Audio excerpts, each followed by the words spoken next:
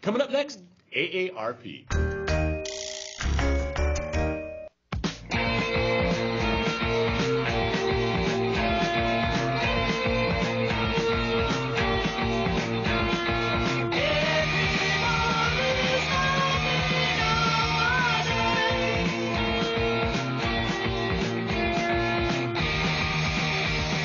AARP is an organization for people who have birthdays. That's because what we do for all. Join us in championing your future and the future of every generation. Nana, when you think of retirees, do you think of food fights? Yes, totally. But considering there was an ad for AARP, which is for people over 50, right? That's the membership. Yeah, that's the membership. People who've had 50 birthdays. 50 birthdays, that's right. I didn't think they showed enough older people. I mean, there might have been some, but they were just sort of I don't know, diminished by the fact that there was so much stuff going on. There's younger people, and then there's even children in the commercial, which was strange to me because the over 50 crowd is the most underrepresented group ever on television under any circumstances. And this is one organization that could actually put these people and imagery forth for their ads. And by attempting to go mainstream, to be more inclusive, and by calling aging birthday instead, they actually sort of diminished the whole aging gracefully or aging and being happy component of it. And now it's just like a regular ad. Mm-hmm. It struck me that they're at that fork in the road where they can either fight the stereotype, which seems to be their mission, or exploit it and make an effective commercial.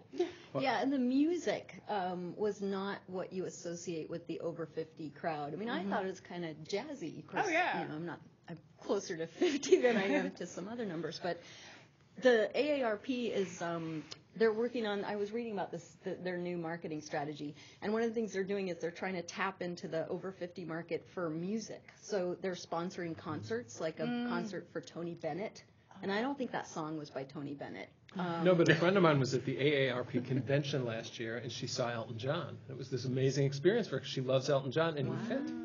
Does he sponsor them? Because they're trying to get endorsements from musicians who are quite reluctant to sign their name. I think that's interesting. I actually think this is a smart thing that they're doing, because the truth is that 50 in our time isn't the same as 50 when it was in our parents' time. I mean, 50-year-olds don't feel like senior citizens.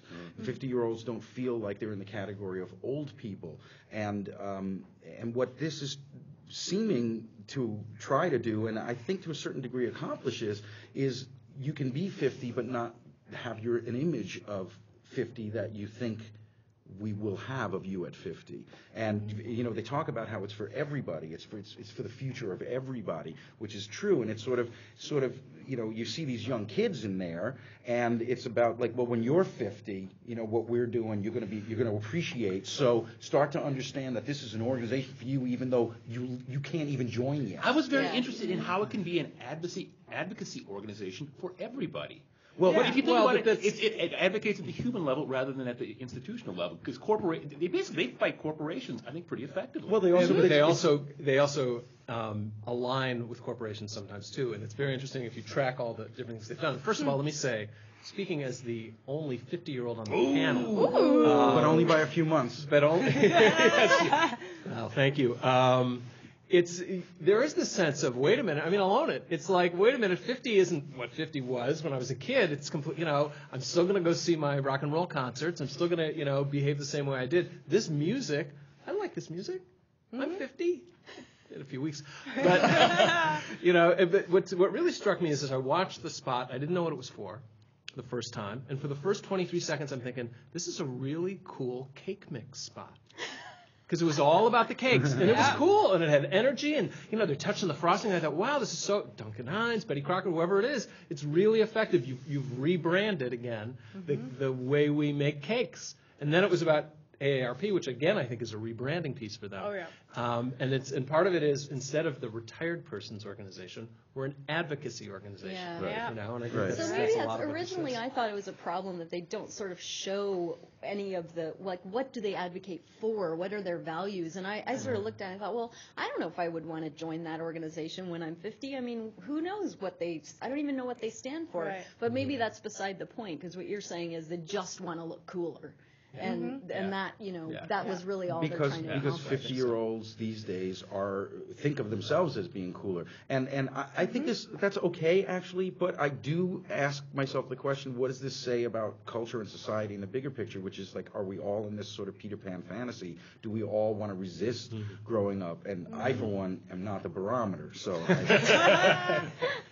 And AARP did get a reputation a decade or so ago as representing greedy geezers. I mean, it was all about fighting for Social Security and that sort of thing. But very interesting, from the inception of the organization, their motto was to serve, not to be served. And that's a pretty good motto for an organization. Well, interestingly, a lot of people don't realize this, but it actually is the single largest political lobbying group in America. The highest membership of any organization. There is not a single organization in America with a greater membership than Aarp. Okay. Time for our exit question.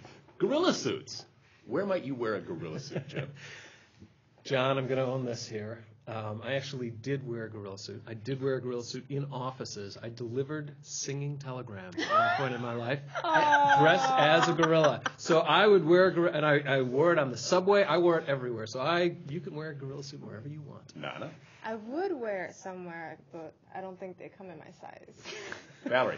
More like a rhesus monkey suit. Professor who wore gorilla suits to philosophy conferences. Really? Paul?